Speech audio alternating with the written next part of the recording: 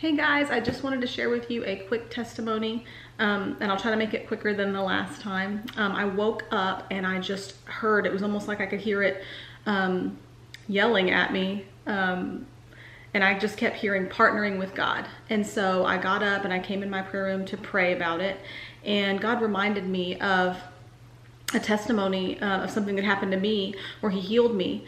And then he also reminded me of a few stories in the Bible that talks about partnering with God. So I just wanted to share that with you guys.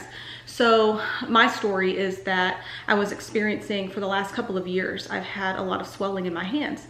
And no matter what I would do, I felt like they were just swollen. I couldn't close them all the way. And so I really started praying about it. I didn't go straight to the doctor or anything, but I just started praying about it because it was really hurting. And by the end of the day, I wouldn't even be able to close my hands and it would really be hurting. And so it was a couple of years that I prayed about it. Well, this past January, I really felt like God was saying to do a fast. And I hadn't done a complete fast. I've fasted different things before, and this wasn't even a complete fast. He told me, I felt in my heart that I should fast sugar and bread. And I had fasted sugar before, but bread was one of those things where I said, Lord, I love bread. I will never, be able to live without bread. Please don't ask me to not eat bread. But I felt like he was asking me to do that. And so I did that, and I didn't have meat for a while too, but the story really is around the bread. So I fasted bread, and I noticed in my body when I didn't eat the bread that the swelling in my hands was significantly less. And so part of me was super excited. The other part of me was pretty bummed because that meant I really shouldn't be eating bread, and that, that's something that I should do. So I really felt like that God was asking me, to partner with him and to not eat the bread.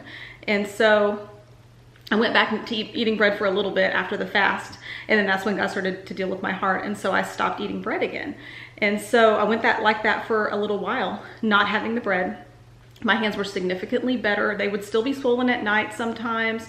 I mean, probably at least every other day, not as bad though. And so I was grateful and thanking him for that. Well, and so a couple of months went by of me not having bread.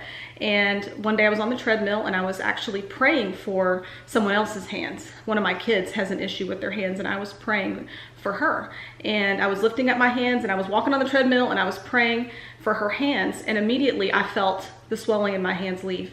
And it was awesome, because as much as I wasn't even praying for myself, and as much as I believe God and I know he's a healer, when he does do something like that, it's just like, what? Wow. And I just was walking on the treadmill just going like this, going, wow, look at my hands. They open and they close and they don't hurt, and that's so cool. And so immediately I started eating bread.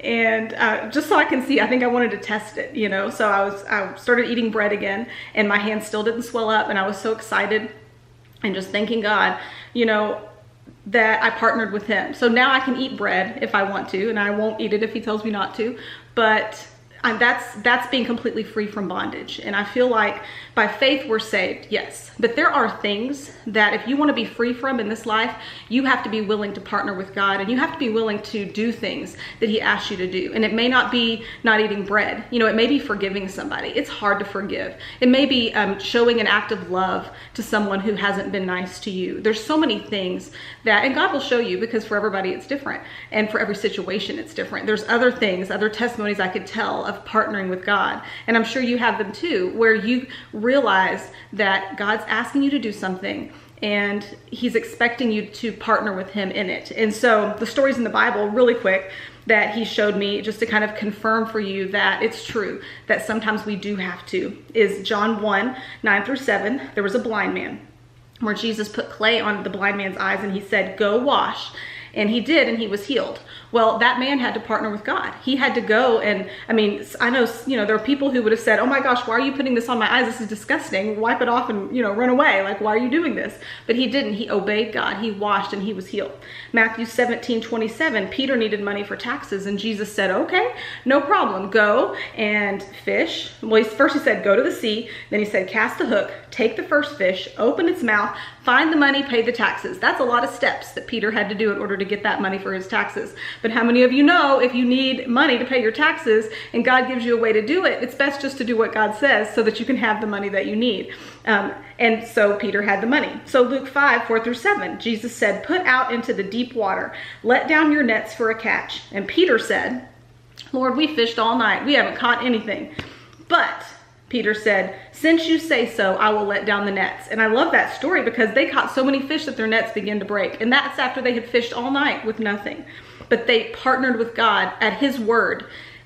They did what he said. At his word, they put down the nets. And it didn't make sense because they'd fished all night. What is God asking you to do that makes no sense to you? But he's asking you to do it. Are you willing to do it? Is your miracle worth that? Is your miracle worth whatever it is he's asking you to do? Is it worth you going back out and doing it again, even though you've already been doing it and it's not working? Is it worth doing that? I think it is. I think it is, guys. So 2 Kings 5. This is my favorite one, but it's the craziest story because this man Naaman, okay, and this is way shortened version of this story, but the Bible says he's the captain of the host of the king of Syria. It says he was an honorable man, that he was a mighty man of valor, but it also says he was a leper. So he had an incurable disease. And it's a long story, but what ends up happening is he wants to be healed. And so he hears there's, a man of God that's there. So he sends to the man of God, and the man of God tells him, okay, go wash in the Jordan River 7 times, and then you're going to be healed. Well, Naaman did not want to do it.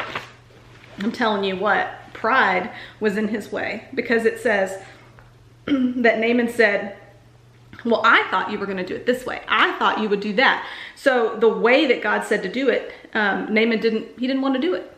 It says, I thought you would do it this way, and I thought you would do it that way. And then he goes on to say, well, why do I have to go to that river? Can't I go to this other river? There's better rivers. Why would you want me to go to this river? How many times have we argued with God and said, God, I really want you to do this in my life. And God's saying, well, if you'll just forgive this person, maybe it's even yourself, or if you will, in my case, stop eating bread, I'll do it for you, but I need you to partner with me. And how many times do we say, I don't want to do that. That's, maybe you feel too good for that, or maybe that doesn't make any sense. But that's exactly what he said. Those rivers aren't, that river's not as good as these other rivers. Can I go to these rivers? And in verse 12, it says, he went away in rage. He was so angered that the man of God did not tell him what he wanted to hear, that he went away in rage, even though the man of God said, if you do this, you'll be healed from leprosy, something that he could never heal himself from. How crazy is that? How crazy is that? And then his servants come and they try to convince him, and they say, listen, if he would have asked you to do something like really regal or really cool, you would have done it. So what's the big deal? Why don't you just go and wash? So finally in verse 14, he surrenders. He goes, he washes, and he's healed. Wow. Are you going to miss your miracle? Are you going to miss your miracle? Or are you willing to go and wash in the Jordan River? Are you willing to go and forgive? Are you willing to stop eating something, stop doing something, clean something out of your life? Are you willing to do it so that you can get your miracle? I think no matter what Jesus asked us to do, we should be willing to partner with him. We should be willing to say yes to Jesus and no to everything else. And that's it. That's all I have for you guys. Thanks for watching. Bye.